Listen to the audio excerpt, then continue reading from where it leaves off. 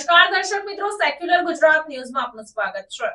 સમાચારમાં વાત કરીએ તો વડોદરા શહેરમાં ધોળા દિવસે અને ગણતરીના કલાકોમાં જ પોલીસ ચોકીની હદમાંથી ગાડીની બેટરી ચોરી થઈ જતા પોલીસ પ્રશાસન સામે પ્રશ્નાર્થ ઊભો થયો। વડોદરા શહેરમાં ટ્રાફિક પોલીસ દ્વારા નો પાર્કિંગમાંથી ગાડી પકડીને પોલીસ ચોકીના પ્રિમાઇસીસમાં જમા કરતા હોય છે, ત્યારે ગાડીનો ડ્રાઈવર ગાડી પાર્કિંગમાં મૂકીને જમવા ગયો હતો અને પરત ફરતા તેઓએ પોતાની ગાડી ચાલુ કરી ત્યારે ગાડી ચાલુ ન થઈ।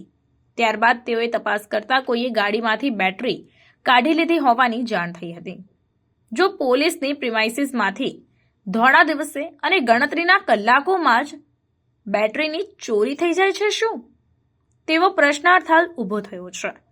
આ બનાવમાં પોલીસની જવાબદારી નથી કે પછી આંખ આડા કાન કરવામાં આવી રહ્યા છે, તે સમજાતું નથી। પોલીસ તંત્રએ સયાજીગંજ પોલીસ ચોકીની આજુબાજુમાં લાગેલા સીસીટીવી કેમેરા ચેક કરીને બેટરીની ચોરીના બનાવનો ઉકેલ લાવવો જોઈએ અને આરોપીને પકડીને કાયદેસરની કાર્યવાહી કરવી જોઈએ।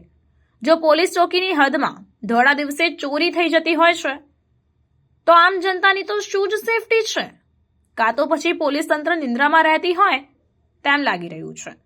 સયાજીગંજ પોલીસ ચોકીના ટ્રાફિક પોલીસની ટીમ દ્વારા આ ચોરીના બનાવનો ઉકેલ ક્યારે લાવવામાં આવે છે તે તો હવે જોવાનું રહ્યું।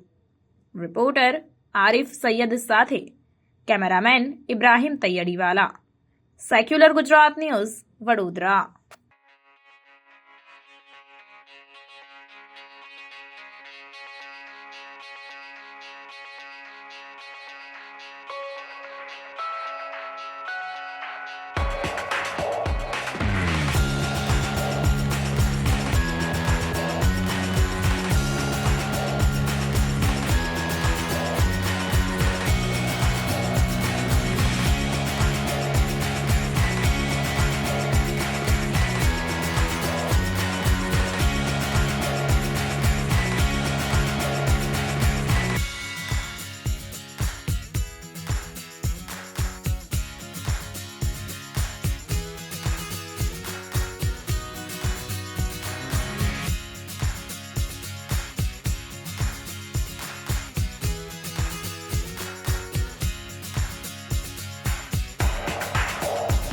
સમાચારોની અવનવી અપડેટ્સ માટે જોતા રહો સેક્યુલર ગુજરાત ન્યૂઝ।